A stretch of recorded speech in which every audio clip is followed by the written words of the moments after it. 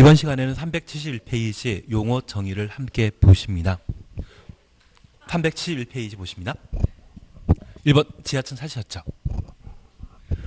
건축의 바닥이 지표면 아래에 있는 층으로서 동그라미 놓습니다. 엔드 개념입니다. 지표면 바닥에서 지표면까지의 평균 높이가 해당 층 높이의 2분의 1 이상인 것을 말한다. 도를 따라 형성되어 있는 대지에 반지하라고 하는 곳이 있습니다. 이 반지하는 우리가 밟고 있는 바닥 두께가 보통 20cm 정도이거든요. 발을 올려놓게 되는 바닥 윗면에서 위층 바닥 윗면까지의 거리를 층고, 층높이라 표현합니다.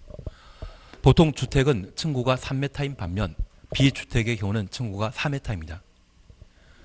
그리고 이 지표면부터 바닥까지의 평균 높이가 만약 1m밖에 안 된다고 하면 2분의 1에 못 미치기 때문에 얘는 지상층이 됩니다. 반면 2m, 3m라고 하면 그때는 2분의 1 이상이기 때문에 그 반지하층은 바로 지하층이 되게 됩니다. 그래서 지금 지하층과 관련되어서는 단순히 방의 바닥이 지표면 아래에 있다고 해서 지하층이 되는 것이 아니라 층고와 지표면부터 바닥까지의 평균 높이를 비교하게 되었을 때 2분의 1 이상일 때만 지하층에 해당하게 됩니다. 여기 지하층이 만들어지게 되면 층수에서 제외시키고 용적률 산정 시에 지하층의 면적은 연면적에서 제외시켜버립니다. 그래서 이 반지하를 적극적으로 잘 활용하는 것이 어찌 보면 서비스 면적에 해당된다는 이야기를 가끔 하기도 하는데 그 요건을 우리가 한번 확인하셔야 됩니다. 그래서 우리 봐주실 것은 바닥이 지표면 아래에 있는 층으로서 엔드 개념입니다. 바닥에서 지표면까지의 평균 높이가 해당 층 높이의 2분의 1 이상인 것을 지하층이라 한다. 그 정도를 봐놓습니다. 지하층의 지표면에 대해서는 신경 쓰지 마십시오. 거실 제끼십니다. 그리고 주요 구조부 찾으셨죠? 내력벽, 기둥, 바닥, 보, 지붕틀, 주계단을 주요 구조부라 합니다. 하나 이해하실 것이 있습니다. 지금 우리가 공부하고 있는 건축법은 1962년도에 제정된 법률인데 그 당시에 건물 건축하게 되면 지금처럼 콘크리트로 건물 건축하겠습니까? 기둥 세워놓고 건물 건축하겠습니까? 기둥부터 세워놓고 건물 건축하게 되는데 건물에 있어서 뼈대, 골격에 해당되는 것을 먼저 만들고 나머지를 채워나가는 게 건축 공사였거든요. 그래서 건물의 뼈대에 해당되는 것을 주요 구조부라 표현하게 됩니다. 취지 이해하시겠습니까? 내력벽, 기둥 이해되시고 지금 밟고 있는 바닥, 수평 구조물이죠. 그리고 보는 위층 바닥 무게를 기둥에 전달시키기 위한 수평 구조물을 보라 표현합니다. 그리고 지붕, 틀, 주계단 이러한 것들을 주요 구조부라 표현하게 됩니다. 다만 최하층 바닥 붙여놓습니다. 그리고 두 줄 밑에 제외한다. 최하층 바닥은 주요 구조부이다 아니다? 아닙니다.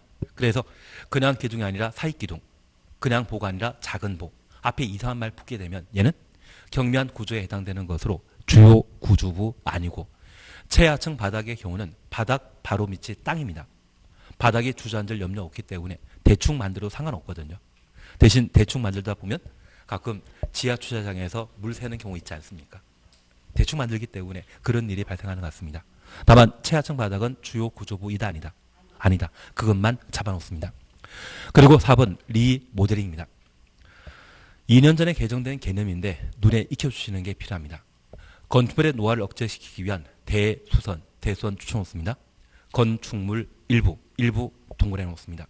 증축 또는 개축하는 행위를 말한다. 증축 또는 개축 추천놓습니다. 그래서 종전에는 개축이란 개념이 없었는데 건축법에서는 리모델링을 거론하게 되면 대수선이 원칙이고 건축물 일부를 증축, 개축하는 것도 리모델링으로 인정하게 됩니다. 다만 증축, 개축 앞에는 일부란 말만 나와야 되지 전부 또는 일부란 말 나오게 되면 바로 틀린 것으로 잡아내셔야 됩니다. 그리고 5번 관계자 등에 대해서는 지키십니다. 그리고 다음 페이지에 설계도서 이런 것도 지키십니다. 그리고 373페이지에 10번 부속 구조물 찾으셨죠. 건축물의 안전 등을 향상시키기 위해 건축물에 추가 설치하는 급기 배기를 위한 환기구 추놓습니다. 그리고 환기구 바로 밑에 환기시설물이라고 적어 놓습니다.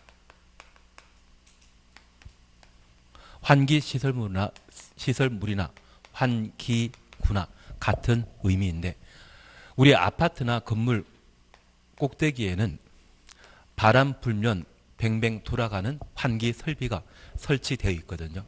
그 환기 설비 설치하기 위한 공기 흡입구, 배기구 있다고 하면 얘를 환기 시설물, 환기구라고, 얘를 부속 구조물이라 표현하게 됩니다. 건물이 만들어지게 되면 구조 설비로 만들어지게 되는데, 건물의 뼈대를 형성하는 것이 있다면 주요 구조부라 하고, 환기 시설물, 환기구를 부속 구조물이라 표현하게 됩니다. 그래서 환기구는 주요 구조부 이다 아니다? 아니다. 그거 잡아주시는 게 필요하십니다. 11. 부속용도 필요 없습니다. 그리고 12. 발코니 찾으셨죠? 건축물의 내부 외부를 연결하는 완충 공간으로서 전망 휴식 등의 목적으로 건축물 외벽에 접하여 외벽 추천없습니다. 부가적으로 설치하는 공간을 말하며, 이 경우 주택에 설치하는 주택 동그라미 놓습니다. 발코니로서 국토교통부 장관이 정하는 기준, 우리 공법상 기준 하면 누가 정한다? 국장이 결정합니다. 기준은 항상 국장이 결정하는 것으로 파악해 놓습니다. 발코니는 그 필요에 따라 거실, 침실, 창고 등 용도로 사용할 수 있습니다. 그러면 이렇게 잠깐 이해해 놓습니다. 도를 따라 형성된 대지에 건물 건축하다 보면 건폐율 적용받아 공지를 마련해야 되거든요. 그리고 이 공지를 전망 휴식 공간 사용하게 되면 얘를 테라스라 표현합니다. 그리고 용적률 차이에 따라 아래층의 건축 면적과 위층 건축 면적이 차이 나서 얘를 전망 휴식 공간 사용하게 되면 얘를 베란다라 표현합니다. 그리고 건축물 외벽에 돌출물을 설치하고 유리창으로 샤시해서 아파트 같은 경우는 주택 내부 공간을 사용하고 있는데, 얘를 법에서는 발코니라 표현하게 됩니다. 그래서 지금 우리가 흔히 베란다라 표현하는 것은 법에서는 발코니가 되게 됩니다. 그래서 베란다와 발코니의 차이점은 건축물 외벽의 일부로, 그게 부가적으로 설치한 것을 말하는데, 일부 설치해서 주택 내부 공간을 사용하는 것이 있다고 하면 걔를 발코니라 표현하고, 최근 아파트의 경우는 저 발코니를 확장해서 침실, 거실로 개조할 수 있는데, 그게 가능한 것은 주택이기 때문에 가능한 것입니다. 우리 학원에도 이 발코니가 있는데, 이 학원의 발코니는 창고 등 용도로 변경에 사용할 수 없습니다. 변경 사용 가능한 것은 오직 뭐만?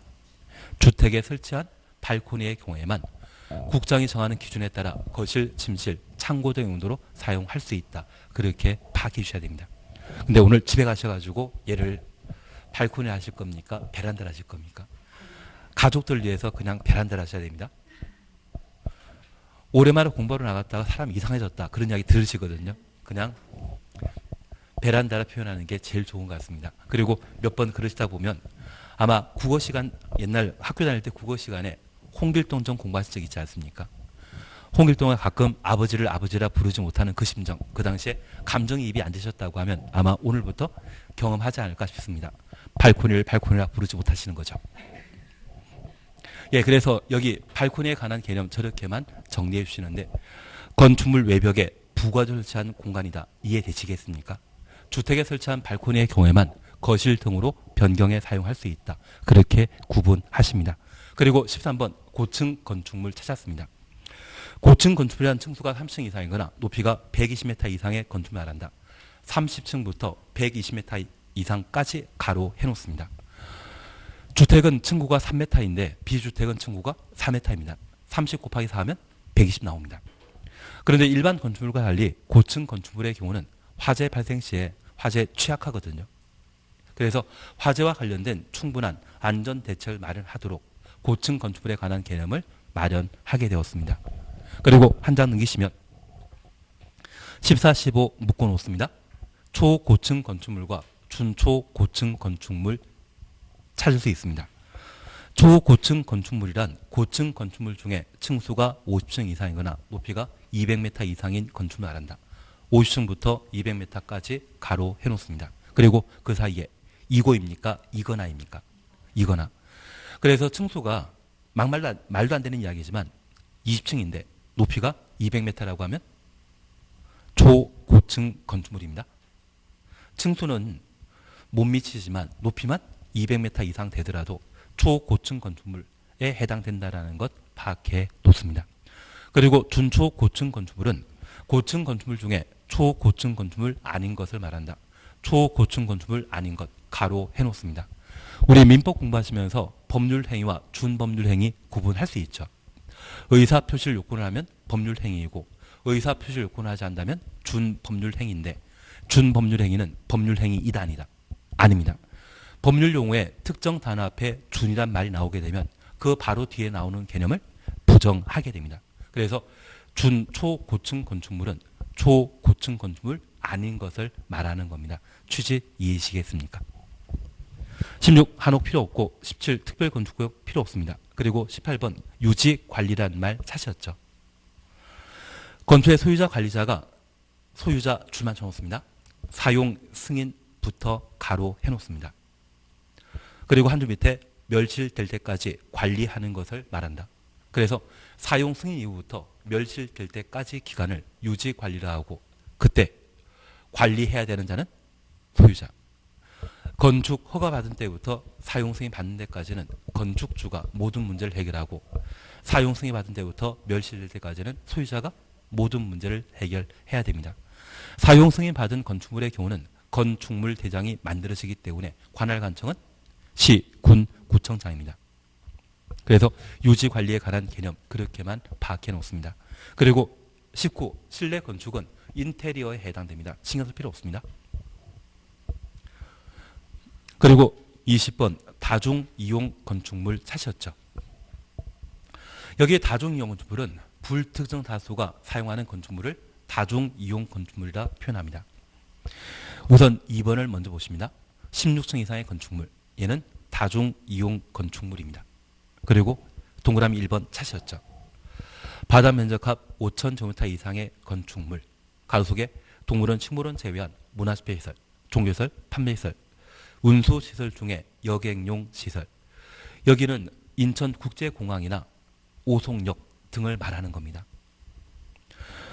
의료시설 중에 종합병원 그리고 관광숙박시설 관광숙박시설은 무궁화 5개, 4개짜리를 말합니다. 그 크기가 5,000 이상인 때는 다중이용 건축물이 되게 됩니다. 그러면 우리 이렇게 잠깐 구분해 놓습니다. 우리가 지금 적용 범위, 적용 대상에 관한 내용을 함께 보시면서 건축물 관련 행위는 건축, 대수선, 그리고 리모델링 보셨습니다. 리모델링이란 건축물의 노화를 억제하기 위한 대수선 또는 건축물 일부를 증축하거나 개축하는 것을 리모델링이라 표현하게 됩니다. 특별히 건축 대수선하고자 한다고 하면 안전상의 문제가 발생하기 때문에 허가권자에게 건축 대수선에 대한 허가 받은 때 해당 공사를 진행할 수 있습니다.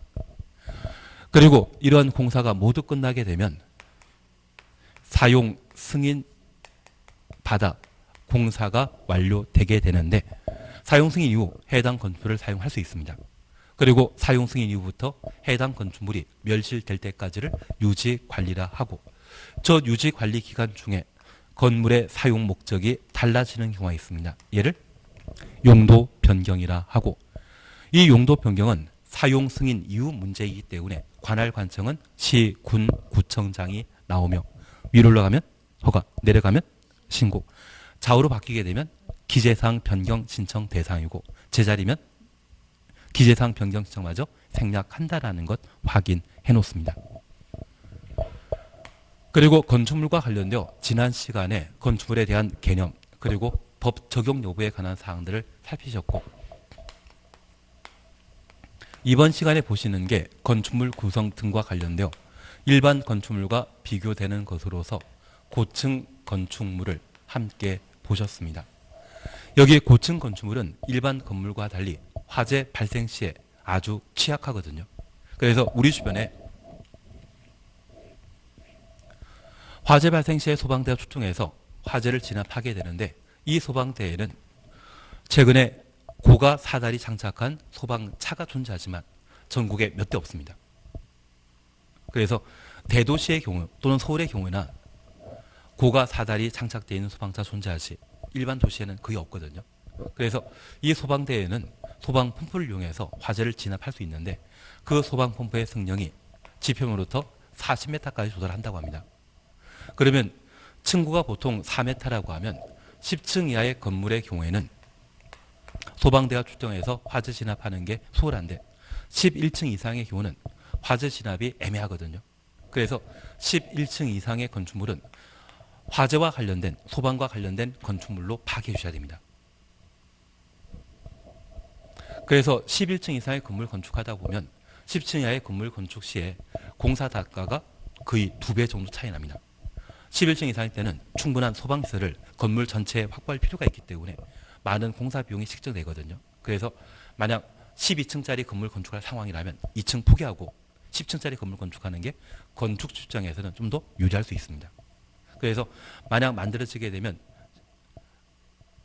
16층에서 한 25층까지 짓는데, 그래야만 어느 정도 공사 비용과 관련된 분양 시에 이윤 확보가 가능하다 이야기하더라고요.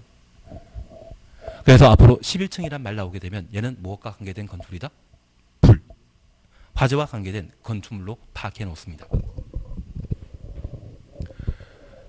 그래서 현재 고층 건축물은 층수가 30층 이상이거나 높이가 120m 이상의 건축물을 말하며, 이러한 고층 건축물을 세분하게 되면 초고층 건축물과 준초고층 건축물로 각각 구분하게 됩니다. 우리 준강남이란 말 들어본 적 있으십니까?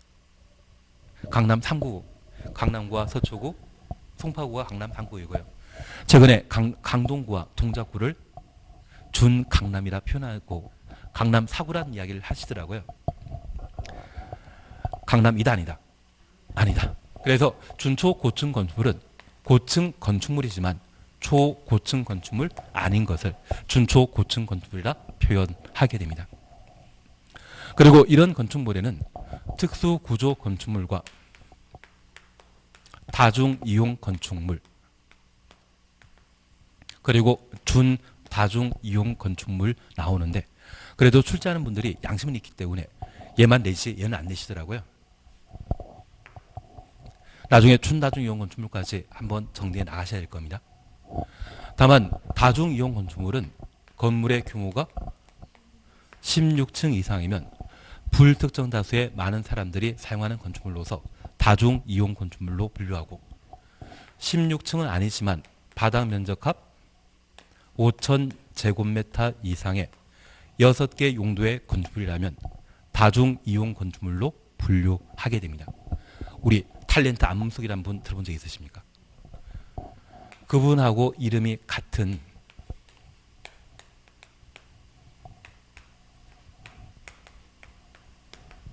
종종 우는 판문숙이라는 분이 계십니다. 종종 우는 판문숙. 왜 잘 우는지 잘 모르겠지만 종종 운 판문숙입니다. 그래서 종합병원, 종교시설, 운수시설, 판매시설, 문화 집회시설, 관광 숙박시설 6가지 용도로서 바닥 면적합 5,000제곱미터 이상인 때는 층수가 16층 미만이라 할지라도 15층 이하라 할지라도 다중이용 건축물에 해당하게 됩니다. 그래서 종종 우는 판문숙이라 해놓으시고 시간 지나시게 되면 종종 운 판문숙을 정리할 수 있을 겁니다. 만약 얘가 시험에 나와가지고 내가 우수한 실력으로 평균 60만 넘으면 되지 않으십니까? 합격하면 나는 평균 60점 맞았다 하실 겁니까? 100점에 가깝게 맞았다 하실 겁니까? 100점에 가깝다. 내가 신문에 나올까봐 1등 안 양보했다 그러시면 되시는 것 같습니다. 그래서 종종 오는 판문숙 이걸로 합격하시게 된다고 하면 우리는 수익자 부담 원칙에 따라 이분 팬클럽에 가입해 주시면 됩니다. 안문숙 팬클럽에 가입하시면 되시죠. 그래서 종우는 판문숙 하시면서 6개 용도 정리해 주시는 겁니다. 그리고 21번 보게 되면 준다중이용 건축물인데 얘는 재미로 보시는 겁니다. 재미입니다. 다중이용 건축물 외에 건축물로서 다음 어느 하나에 해당되는 용도로 쓰는 바다 면적 합이 1000제곱미터 이상. 앞서는 5000 이상이었지만 얘는 1000 이상을 말합니다. 1번 동물원 식물을 제외한 문화집회시설. 여기 동물원 식물로는 24시간 사용하는 것은 사람입니까? 동물입니까? 동물. 그래서 이 동물원 식물로는 붕괴된다 할지라도 안전사고 발생한다 할지라도 인명피해가 크지 않기 때문에 다중이용 건축물이나 준다중이용 건축물에서 제외시키게 됩니다. 동물원 식물로는 아주 잘 지어놨다, 대충 만들어놨다. 대충 만들어놨다. 그 생각하시면서 얘는 다중이용 건축물, 준다중이용 건축물에 포함되는 것 아닙니다. 그리고 종교시설, 판매시설, 운수시설 중에 여객용시설, 의료시설 중에 종합병원, 그리고 9번에 숙박시설 중에 관광 숙박시설, 종종 우는 판문속 6개 똑같죠. 이제 6번 보시게 되면 교육, 연구, 시설, 학교, 도서관 말합니다. 노유자 시설, 유치원, 경로당 말합니다. 운동시설, 잠실 체육관 알고 계실 겁니다. 그리고 유락시설이라면 나이트클럽, 버닝썬을 말하는 것이고요. 관광 휴게시설이라고 하면 야외 자동차 극장이 여기에 해당되게 됩니다. 야외 음악당이나 자동차 극장이 여기에 해당되는 것으로 파악하시고 장례시설 보실 수 있는데 우리 이렇게만 잠깐 이해해 놓습니다. 바다 면적합 1000제곱미터 이상의 종종 우는 판문숙 5천 미만은 준 다중 이용 건축물이 되게 됩니다. 6개는 5천 이상일 때는 다중 이용 건축물이고 5천 미만은 준 다중 이용 건축물 1000 이상입니다. 그리고 이제 6개만 봐주시는데 우리 태양의 후예라고 하는 드라마 본 적 없으시죠? 공부하시느라고. 예. 대신 들으는 보셨는데 그때 주인공이 송송 커플 해가지고 결혼도 하셨습니다. 주인공의 계급이 대위였습니다. 그 대위를 위관 장교라 합니다. 소령 중령이라면 영관 장교라 표현하고 제가 아는 제 수업 들으신 분 중에 한 분이 남편께서 대령이셨는데 별 못 달까 봐 중개사 공부하시더라고요. 그래서 1년 만에 자격증 따시더라고요. 그래서 저한테 하시는 이야기가 남편 놀게 되면 진급 못하게 되면 자기가 돈 벌어서 남편 좀 놀게 해주려고 준비하신다고 하더라고요. 그렇게 좋은 마음 가지셨는지 그래서 그런지 몰라도 따시고 나서 그 다음에 별 다시던데요. 그래서 부동산과 집과 다 처분하고 계룡들을 내가시는데 재산 많으면 진급심사에서 누락된다 해가지고 다 처분하고 내려가시던데 요즘 뭐하고 계시는지 잘 모르겠습니다. 괜한 얘기 들었습니다.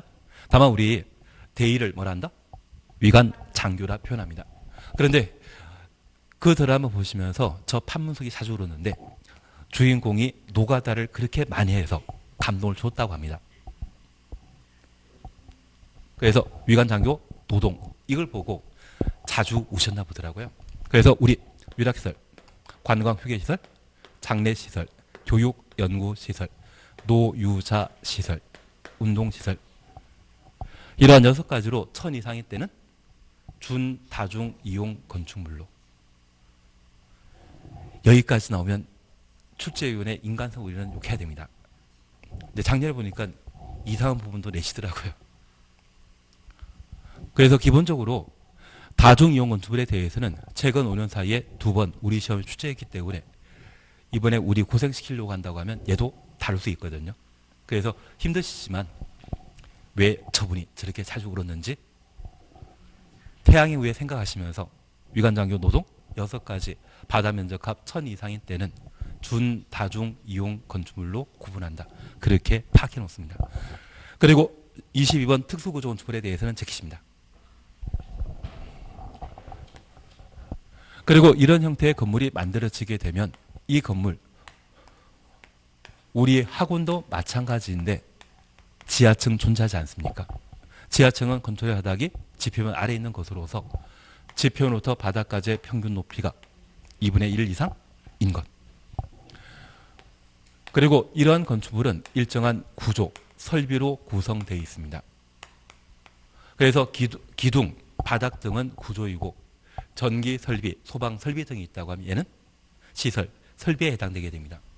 그중에 이 구조를 주요 구조 부와 부속 구조물로 각각 구분하게 되는데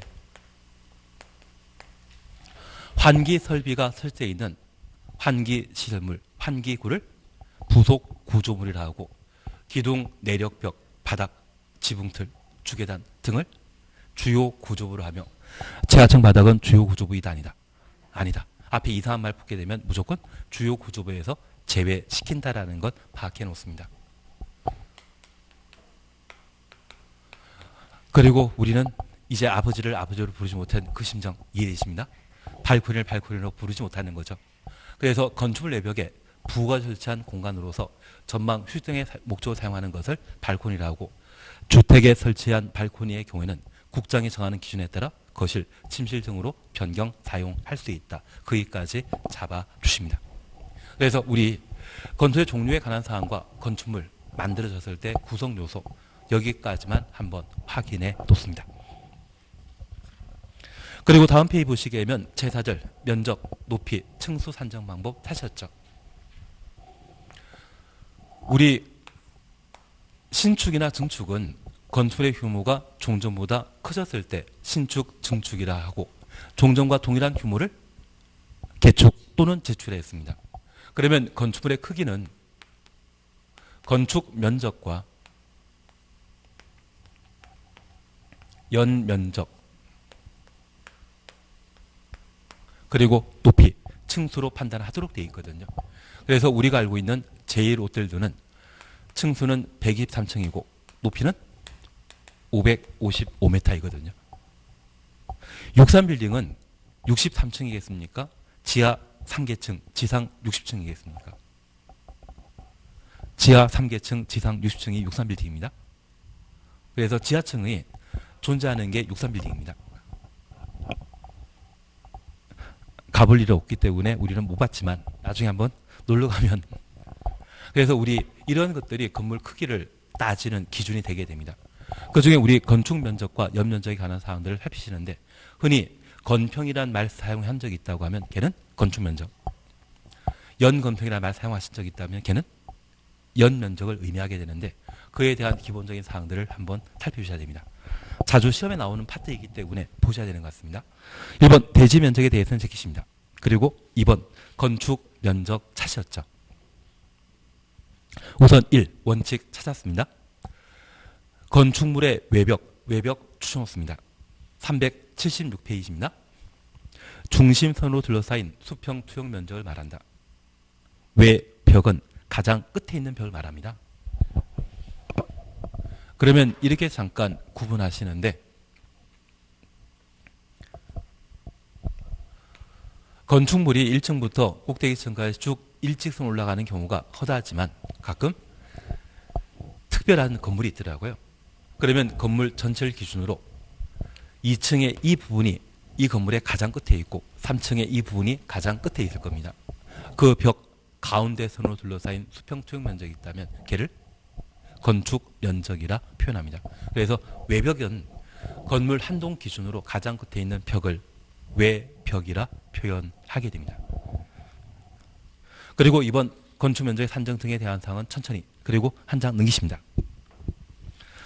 3번 바닥 면적 찾으셨죠? 1번입니다. 건축의 각층 추천없습니다. 공법상 각각이란 말 쓰게 되면 얘는 하나하나를 의미하게 됩니다. 건축물의 각층의 각층 추천하시고 벽 동그래 놓습니다. 중심선으로 둘러싸인 수평 투영 면적을 바닥 면적이라 합니다. 그리고 옆에 페이지에 4. 연면적 찾으셨죠? 연면적이란 하나의 건축물의 각층의 바닥 면적 합계를 말한다. 각층의 바닥 면적 합계 가로 해놓습니다. 각층의 바닥 면적 합계 가로 하셨습니다. 그리고 2번 보시게 되면 용적률 산정 시에 연면적에서 제외되는 면적. 용적률 산정 가로 해놓습니다. 용적률 산정 가로 해놓습니다. 1번 지하층의 면적 추천놓습니다. 2번 제키십니다. 그냥 재미로 보십니다. 지상층의 부속 용도로 쓰는 면적으로서 가로 속에 건축물 부속 용도인 경우에만 해당한다. 그리고 3번입니다. 초고층 건축물과 준초고층 건축물에 설치하는 피난 안전구역. 그래서 피난 안전구역 줄만 쳐놓습니다. 그리고 4번은 제키십니다. 4번은 끝에 대피 공간이라는 말 나오는데 4번은 제키시는 겁니다. 그러면 잠깐 이렇게 봐놓습니다. 첫 번째 우리 봐주실 것은 건축물 규모와 관련되어 건축 면적은 하나의 건축물의 외벽, 외곽 기둥의 중심선으로 둘러싸인 수평투영 면적을 건축 면적이라 하고 연 면적은 하나의 건축물의 각 층의 바닥 면적 합계를 연 면적이라 표현하게 됩니다. 그러면 우리가 지금까지 공부하시면서 돌에 접해 있는 땅을 대지라 하고 이러한 대지에 건물이 만들어지게 되면 이 건물의 크기는 도로를 지나다니는 사람이 옆에서 건물의 크기를 인식하는 방법이 있습니다. 그래서 몇 층짜리인지에 따라 건물 크다 작다 그런 판단하게 되고요. 또 하나는 건물을 하늘에서 조망하는 경우가 있습니다. 만약 옆에서 건물을 인식하게 된다고 하면 그때는 입체적인 개념을 인식하는 것이고 하늘에서 비행기 타거나 기구를 이용해서 건물을 조망하게 되면 그때는 입체적이겠습니까? 평면적이겠습니까? 평면적인 느낌을 가지게 됩니다. 이 평면의 개념을 우리가 국토의 개 및 이용에 관한 법률에서 건폐율로 정리하신 적이 있고 연면적과 관련되어서는 용적률이란 말로 정리한 적이 있습니다. 그래서 이러한 건물이 만들어지게 되었을 때 특별히 하늘에 조망하게 되면 3층의 가장 끝에 있는 이 부분과 2층의 가장 끝에 있는 부분을 평면적으로 인식하게 될 겁니다. 우리가 학교 다닐 때 도화지 위에 물건 올려놓고 그 물건에 외곽 윤곽선을 그려본 적이 있으시다고 하면 그게 우유병이든 우유통이든 그리고 나면 평면적인 느낌 나오지 않습니까? 그렇게 하늘에서 조망하여 이 가장 끝에 있는 외벽에 따라 도면 작성하게 되면 그게 건축 면적이 되게 됩니다. 만약 이 건물이 10층짜리라면 건축 면적은 몇 장 나온다? 하나. 63빌딩이라고 하면 건축 면적은 하나 나와야 됩니다. 건축 면적은 평면적인 개념을 가지기 때문에 몇 층짜리는 관계없이 항상 하나 나오는 게 특징입니다. 얘는 입체적이다, 평면적이다. 평면적이다. 그래서 건물 한 동의 가장 끝에 있는 외벽, 중심선 둘러싸인 수평투영 면적을 건축 면적이라 표현합니다.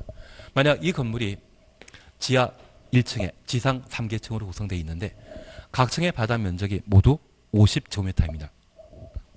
연면적은 하나의 건축물의 각 층에 각 층이라 하면 지하층 포함한다, 제외한다. 포함한다. 지하층 포함시키는 겁니다. 지하층 포함해서 각 층의 바닥 면적 지하 1층, 지상 3층이 모두 바닥 면적이 50이라고 하면 얘는 얼마? 200제곱미터 나와야 될 겁니다. 그래서 각 층의 바닥 면적 합계를 연 면적이라 표현합니다. 그러면 우리가 잠깐 이해하실 것이 있습니다. 건물 한 동 전체 크기는 연 면적으로 규모를 표시하고 우리가 중개업하다 보면 확인 설명서나 또는 계약서에 건물 크기 척도로 되어 있지 않습니까? 건물 한 동 전체라고 하면 연 면적 얼마? 중개 대상이다 표기하면 되는데 우리 학원 크기를 설명하라고 하면 연 면적으로 표현할 수 없죠. 학원은 건물 전체를 차지하고 있는 게 아니지 않습니까? 그러면 건물 일부의 크기를 표기하게 된다고 하면 그때는 바닥 면적 합. 바닥 면적 합은 건물 한 동의 일부 크기를 말합니다. 그래서 우리 관리비, 우리 학원 같은 상가의 관리비라고 하면 전유 부분에 바닥 면적 합계 기준으로 관리비 산정하도록 되어 있거든요. 그래서 전유 부분의 면적이 만약 100이고 1제곱미터 공용 부분에 대한 관리비가 뭐 10,000원으로 책정되었다고 하면 그때는 100만 원을 관리비로 내야 될 겁니다. 그렇게 관리비 산정과 관련되어 바닥 면적 얼마이기 때문에 관리비 얼마 내야 된다. 이런 이야기 나오면 그때는 건물 한 동 전체입니까? 일부입니까? 일부. 표기할 때는 바닥 면적 합계라 표현하고 건물 한 동 전체 크기를 설명하게 되면 연면적. 아파트 단지에는 대지 안에 건물 2동 이상 존재하지 않습니까? 단지 전체 크기를 설명하게 된다면 그때는 연면적 합계. 그래서 하나의 대지에 2동 이상 건물이 있다고 하면 2동 이상의 건물 크기를 설명할 때는 연면적 합계. 건물 한 동 전체의 크기를 설명하면 연면적. 한 동의 일부 크기를 설명하게 되면 바닥 면적 합계. 그래서 만약 시험에 바닥 면적 합계는 연면적이다. 틀립니다. 각층이란 말이 나왔을 때만, 각층이란 말 나왔을 때만 연면적이 되게 됩니다. 그러면 이러한 연면적은 건폐율과 관계된 제도이다. 용적률과 관계된 제도이다. 용적률과 관계된 제도인데 우리 용적률 계산할 때는 대지 면적에 대한 연면적의 비율을 용적률이라 하고 이러한 용적률은 특정인 기준으로 산정하겠습니까? 일반인 기준으로 산정하겠습니까? 법은 일반인 기준으로 만들어졌다. 특정인 기준으로 만들어졌다. 일반인 기준으로. 그러면 이 건물 지하층을 한다는 것은 이 건물 이용한 사람만 인식할 수 있고 그냥 지나가는 사람은 지하층의 존재를 인식한다? 못한다? 못합니다. 그래서 이 용적률 산정은 일반인 기준으로 산정하기 때문에 저 용적률 산정할 때만 조건 붙었죠. 조건 붙어 있으면 얘는 원칙이다, 예외이다. 예외입니다. 그 용적률 산정할 때 연면적에는 지하층은 포함한다, 제외시킨다. 제외시킵니다. 그러면 이 지하층은 원칙, 연면적에는 포함한다, 빠진다.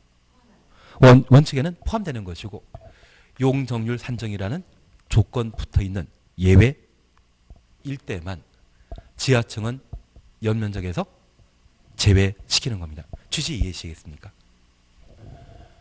그리고 우리나라 자동차 산업은 지금 세계적인 회사 되었거든요. 그게 자기 힘으로 되었겠습니까? 공적 지원 많이 받았습니까? 공적 지원 많이 받았습니다. 그중에 하나가 건축물 지상층에 부속 용도의 주차장 설치하게 되면 용적 산정 시에는 주차장 면적은 연면적에서 제외시킨다. 사실 가까운 일본 같은 경우는 주차장 확보를 하지 않으면 차를 못 뽑습니다. 근데 우리나라는 현대나 또는 기아자동차 성장 발전시키기 위해 자동차 산업 육성시키기 위해 법적 특혜가 그렇게 많거든요. 그중에 하나가 바로 이 규정이었습니다. 지상층의 부속 용도의 주차장은 용적률 산정 시에 연면적에서 제외시킨다라는 것 확인해 놓습니다. 그리고 마지막 우리 봐주실 것이 있습니다. 그건 재미로 보신 거고 초고층 건축물과 준초고층 건축물은 모두 고층 건축물입니다.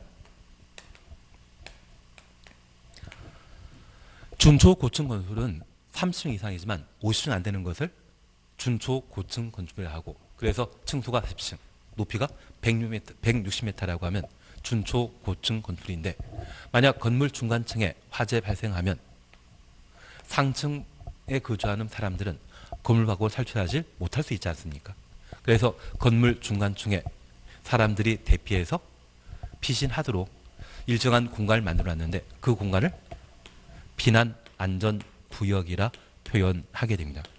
여기 피난 안전 구역은 일반에게 분양하겠습니까? 비워놓겠습니까? 비워놓습니다.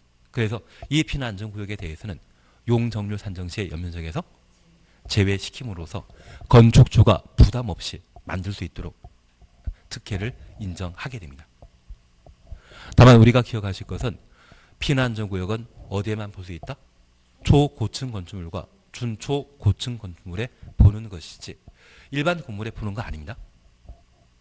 그래서 이러한 공간에 대해서는 용적률 산정 시에 연면적에 제외시키는데 질문이 있습니다.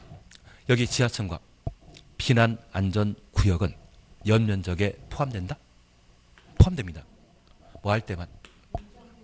용적률 산정이라는 예외 조건 달렸을 때만 연면적에서 제외시킨다라는 것 확인해 놓습니다.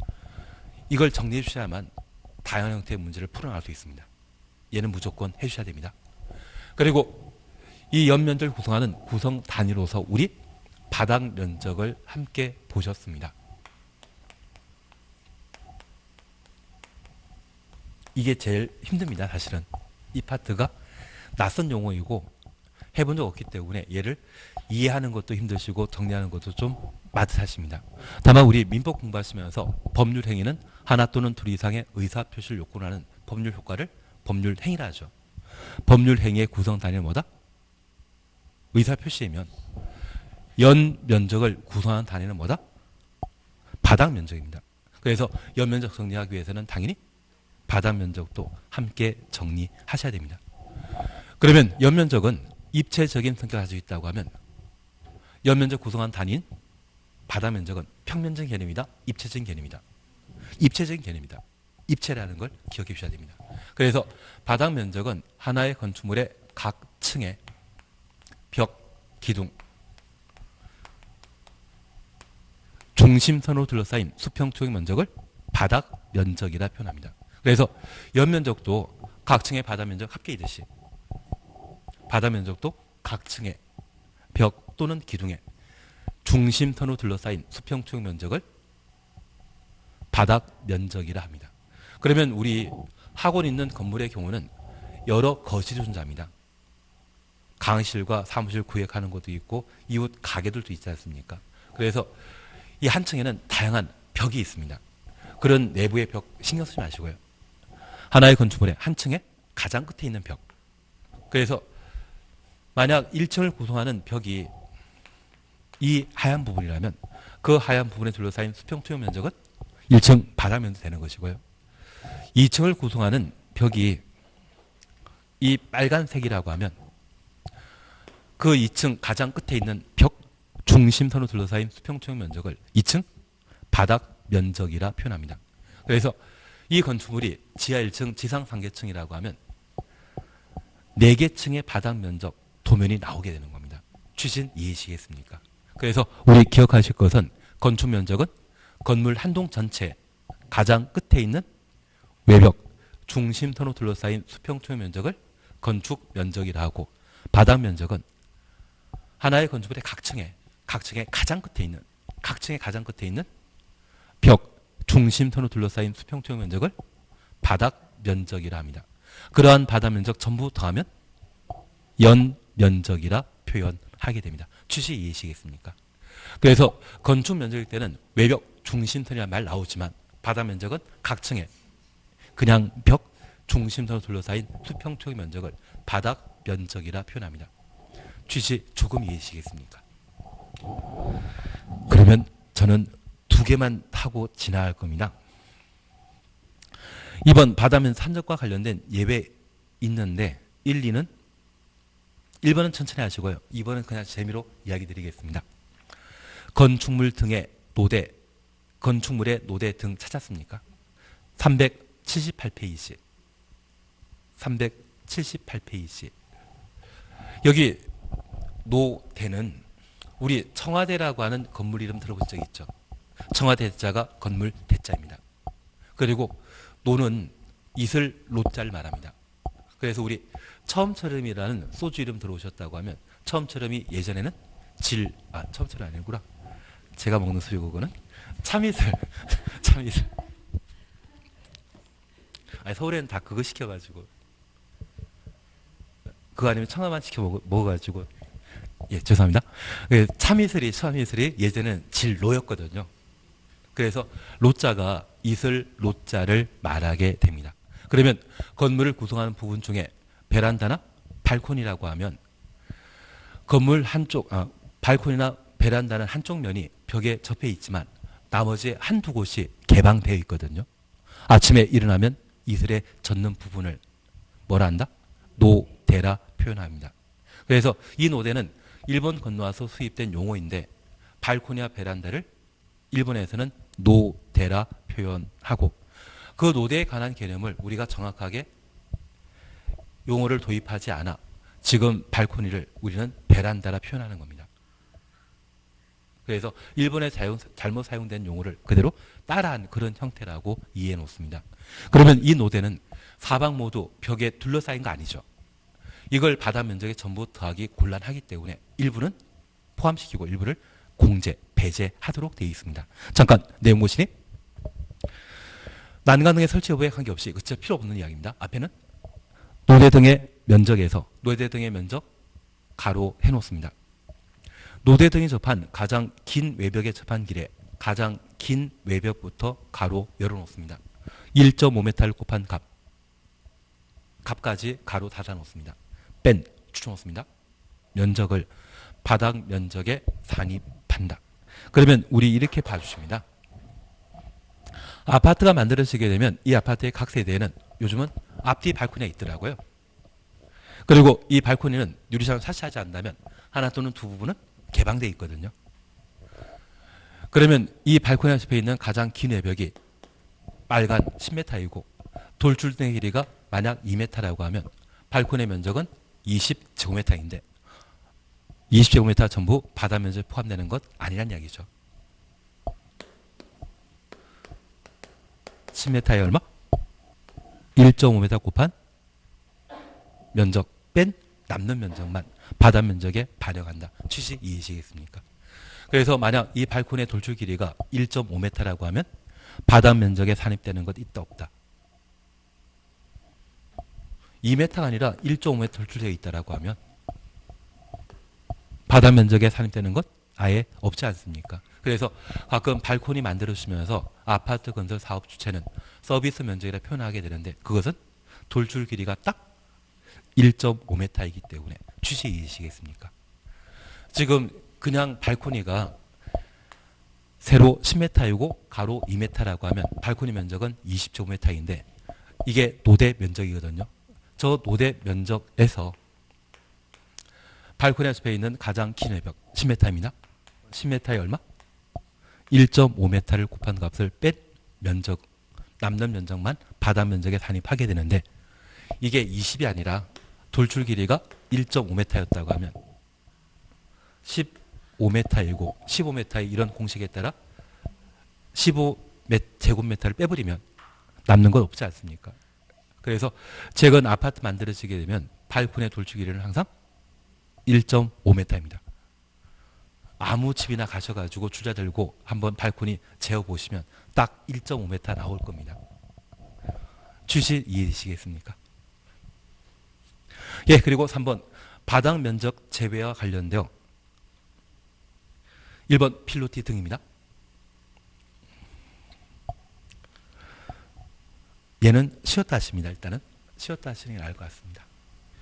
촬영하는 게 40분 넘으면 부하가 걸린다고 합니다. 잠깐 쉬었다 하십니다.